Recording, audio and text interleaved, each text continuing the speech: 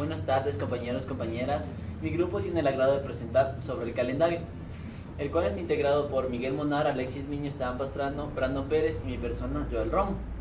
Yo les voy a hablar sobre el calendario gregoriano.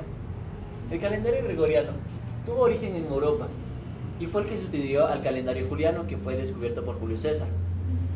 Para descifrar todo lo que conlleva el calendario gregoriano, se realizaron investigaciones en el año de 1515 hasta 1578 en la Universidad de Salamanca, el cual, una vez aprobado, mandaron a la iglesia, en donde el Papa Gregorio XIII aprobó dicho calendario y promovió el calendario para que sea obligatorio en todo el mundo. Es el que utilizamos actualmente. A continuación, mi compañero. Las calendas eran los primeros días de cada mes y el calendario era pues la forma de contar las calendas de un año. El comienzo de la era del año romano era marzo y fue nombrado en honor a Marte, el dios de la guerra. Luego vino abril, gracias a Apru, el equivalente a Afrodita, la diosa de la fecundidad. Después vino Maya, que se le llamó a Mayo. Y por último fue junio, en honor a Juno, la esposa de Zeus, la diosa del matrimonio. Bueno, los tipos de calendario son tres. El calendario de uso generalizado en el mundo, en los cuales podemos ver el calendario budista, el cual inicia con el nacimiento de Buda. El calendario chino, que era un calendario en el cual se contaba mucho el sol y la luna. Y el calendario japonés, el calendario persa, maya, azteca, el sidi, el hebreo y muchos más. Luego tenemos el calendario. El día es la unidad básica del calendario. Con él podemos ver las semanas y los meses que contiene un año. Así podemos decir que una semana contiene 7 días seguidos. Un mes comprende entre 31, dependiendo la variedad, si es bisiesto. Esto puede variar de acuerdo al mes y al año.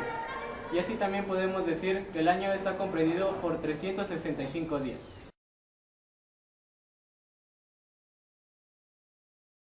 Otra regla mnemotécnica consiste en cerrar los dos puños y juntarlos con los nudillos hacia arriba. El primer nudillo, el del dedo meñique, representa enero y por sobresaliente equivale a 31 días. El hueco próximo entre los nudillos del meñique y del dedo anular representa febrero y por ser hueco tiene menos de 31 días, en este caso 29 o 28. Segundo nudillo, del dedo anular representa a marzo y por ser sobresaliente equivale a 31 días y así sucesivamente, hasta llegar a julio, representando por el nudillo del dedo índice. Por ser sobresaliente equivale a 31 días y luego se pasa a la otra mano y se cuenta desde el nudillo del dedo índice, que igual al anterior representan a agosto. ¿Cuál es el origen del calendario que usamos? Los pueblos primitivos solían usar como calendario las fases de la luna. Pero los egipcios descubrieron que los calendarios lunares no eran prácticos para predecir el inicio de las crecidas de su río Nilo, un acontecimiento fundamental para su subsistencia. Las fases de la luna eran muy cortas y conducían a errores. Los egipcios también se dieron cuenta que siguiendo el movimiento del sol podían predecir las estaciones, porque cada 365 días siempre llegaba el día más largo, justo en la época en que el río Nilo regaba sus tierras. Los egipcios, desde entonces, prefirieron utilizar el calendario solar. ¿Por qué le pusieron a los meses del año el nombre que tienen? El calendario que actualmente utilizamos los andaluces, y prácticamente la totalidad de los habitantes del mundo, tiene su origen en la época romana. El mes de marzo era el mes en el que empezaba el buen tiempo, y por lo tanto era cuando las legiones romanas podían emprender nuevas guerras de conquista. Por eso, los romanos, cuya prioridad era conquistar nuevos territorios, dedicaron el mes de marzo a Marte, el dios de la guerra. Al mes siguiente le pusieron el nombre de Aprilis, porque era el mes de la apertura de las flores. De la palabra Aprilis procede el nombre del mes de abril. El mes que seguía recibió el nombre de Maius, porque se piensa que estaba dedicado a Maya. Junio era el mes dedicado a Juno, diosa del hogar y la familia. Al mes que seguía a junio le pusieron de nombre Quintilis, porque era el quinto mes. Más tarde, ese nombre fue cambiado por Julio, porque dedicaron ese mes al famoso general romano Julio César. Agosto era llamado en un principio Sextilis, es decir, el sexto mes. Pero el Senado romano cambió ese nombre porque quiso dedicar el mes Sextilis a honrar a Augusto, el primer emperador romano. Por eso, ese mes se llama ahora agosto. Al mes séptimo se le llamaba simplemente así, séptimo. En latín, el idioma de los romanos, séptimo se decía september. La palabra september derivó al idioma español en la palabra septiembre. Al mes octavo, los romanos le llamaron simplemente así, octavo. En latín se decía october, y october se transformó en la palabra española octubre. Al mes noveno, los romanos le llamaron noveno, en latín november, de ahí el nombre de noviembre. Y al décimo mes le llamaron simplemente décimo, en latín december, diciembre en español.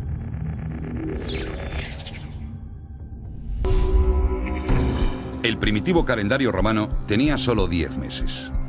Por eso, septiembre era el mes séptimo, octubre el mes octavo y así sucesivamente. Este calendario funcionó de esta manera hasta que el rey romano Numa añadió 2 nuevos meses para adecuar el calendario a las estaciones del año. Y les puso de nombre Januarius, porque lo dedicó a Jano, dios de los comienzos, y Februarius, porque lo dedicó a Februs, dios que perdonaba las faltas cometidas a lo largo del año. Januarius y Februarius son nuestro enero y febrero, y eran los últimos meses del año. Para acabar con las irregularidades en la medida del tiempo, el gobernante romano Julio César decidió instaurar un calendario unificado para todos los territorios romanos en el año 46 a.C. Basándose en el calendario solar egipcio, Julio César ordenó dividir el año en 365 días. También ordenó que definitivamente el año comenzara en enero, en lugar de en marzo.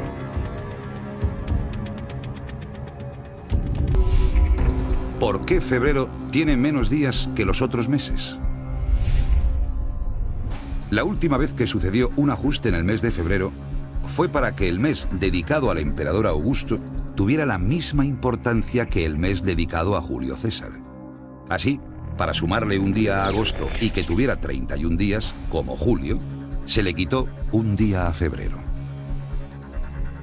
Esta es la explicación por la que el mes de febrero solo tiene 28 días y por la que hay 2 meses seguidos con 31 días, julio y agosto. Yo les voy a explicar sobre las características matemáticas que tiene el calendario, que son 3. El cuadrilátero, las líneas verticales y diagonales y la cruz. La característica matemática del cuadrilátero consiste en encerrar en un cuadrilátero n número de números del mes y sumar sus vértices opuestos. Por este método el resultado siempre va a ser el mismo, es decir, que si sumamos en un cuadrilátero 11, 20, 13 y 18 respectivamente entre vértices opuestos, el resultado siempre va a ser 31. Por otro lado, el cuadrilátero no siempre debe tener una dimensión establecida. Por ejemplo, si sumamos las cantidades 4, 20, 6 y 18 respectivamente entre vértices opuestos en el cuadrilátero, la respuesta siempre va a ser 24. La segunda característica matemática que tiene un calendario es la suma de líneas verticales. Esta característica consiste en tomar con pequeños conjuntos de 2 a 5 números y sumarlos comparando con la línea consecutiva, ya sea de su derecha o izquierda. Por ejemplo, si sumamos las cantidades de 2 más 9, el resultado será 11. Y en la línea consecutiva sumamos 3 más 10, el resultado será 13. Al encontrar la diferencia entre estos dos resultados, el número es 2, que es exactamente igual al número de elementos que están comprendidos en los conjuntos anteriormente seleccionados.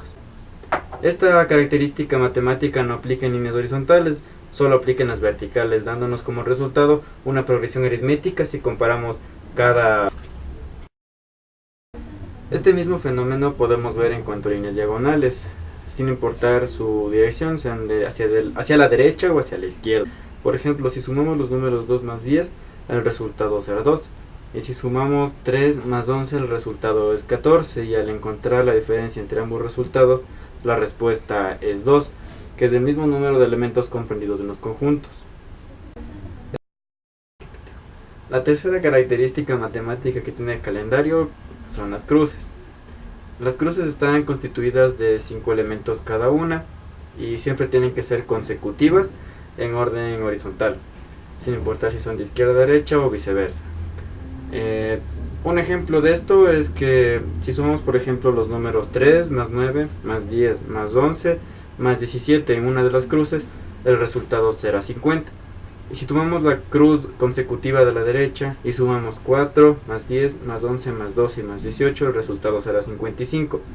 La diferencia es que en esta característica matemática, todas las cruces de esa misma línea van a llevar a una progresión aritmética con diferencia 5, es decir que en la primera cruz el resultado fue 50, en la segunda es 55, la siguiente el resultado será 60 y así sucesivamente, siempre conservando la diferencia de 5. También les voy a explicar sobre lo que son los años bisiestos. Para calcular si un año es bisiesto o no, tenemos que dividir sus 4 cifras para 4. Si este es divisible, es un número divisible con un resultado entero, es un año bisiesto. Dado el caso de que el año sea como por ejemplo el año 2000, no podemos verificar solo por sus dos últimas cifras si es que este es bisiesto o no, así que en estos casos tenemos que dividir sus 2 primeras cifras para 4. Siendo que el año 2000 sí es bisiesto, ya que es divisible para 4 sus 2 primeras cifras.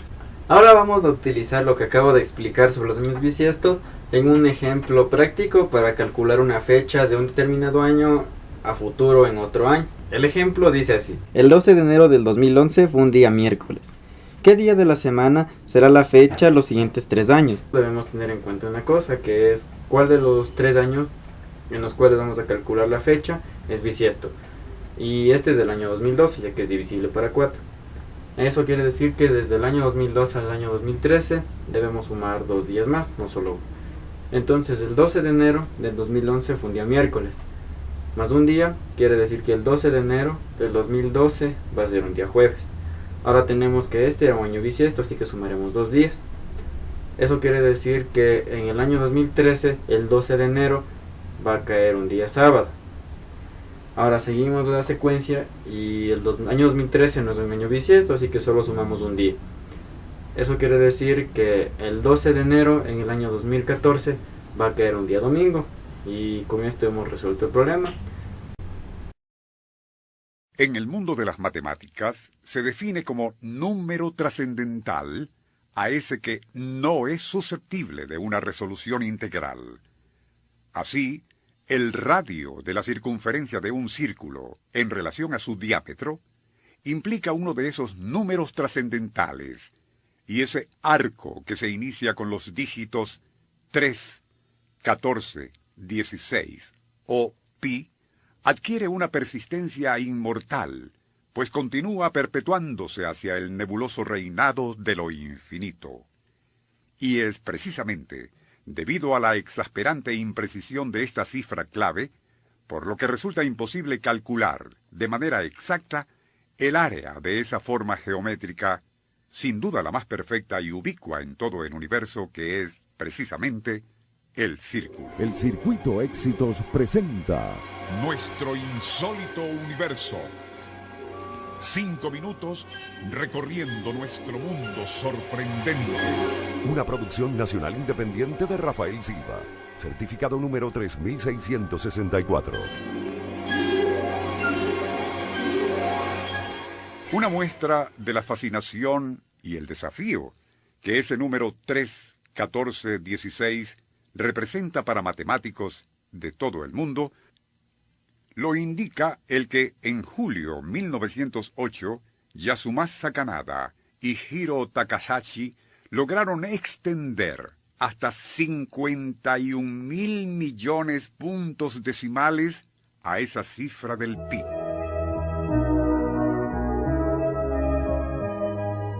Hazaña que les llevó más de 30 horas, aún empleando la más sofisticada supercomputadora Hitachi SR-2201. Ese persistente desafío que presenta ese número 3, 14, 16, posiblemente se inició en el año 1706, cuando el matemático William Jones empleó ese símbolo pi para describir el radio de un círculo, estableciendo así una tradición matemática que desde entonces es reconocida universalmente. En un libro, por demás muy interesante y titulado Los goces del símbolo pi, el numerólogo David Blattner no solo ofrece recónditos datos e historias relacionadas con esa letra griega y su empleo en matemáticas, sino que, en un alarde de erudición numérica, nos retrotrae a su ubicua presencia en la época babilónica, pasando por los escritos del Viejo Testamento hasta la época de los griegos. Igualmente menciona cómo grandes pensadores de la antigüedad ofrecieron refinamientos a esa seductora quimera matemática que es el pi. Arquímedes, Ptolomeo, Leonardo da Vinci, así como Newton, por solo nombrar algunos, desgranaban ecuaciones y trazaban polígonos en tan numerosas combinaciones que en mucho se aproximaban a las circunferencias de las esferas y casi permitían realizar cálculos precisos de sus respectivas áreas. Exasperado por todo lo anterior, el matemático contemporáneo Simon Newcomb opina que esa obsesión por reducir ad infinitum al 3, 14, 16 en realidad no ha sido más que una ociosa manía, y afirma: solo 10 decimales son más que suficientes para darnos la circunferencia de todo el universo visible y hasta un punto matemático casi imperceptible. Así que, continúa Newcomb, ¿para qué perder tiempo y esfuerzo intentando llevar al pi hacia etéreos valores multinuméricos? A lo anterior, David Blattner contesta: para que si entendiéramos a ese número un poco mejor, si pudiésemos encontrar algún patrón sugestivo en sus dígitos, quizás también podríamos tener una reveladora comprensión de la física y matemática que conforman a nuestro universo. De allí que hasta podría suceder que, y tras alcanzar el nivel de más de 1 trillón de puntos decimales, incluso podríamos encontrarnos allí con algún tipo de mensaje tan extraño como trascendental. El Circuito Éxitos presentó Nuestro insólito universo. 5 minutos recorriendo nuestro mundo sorprendente.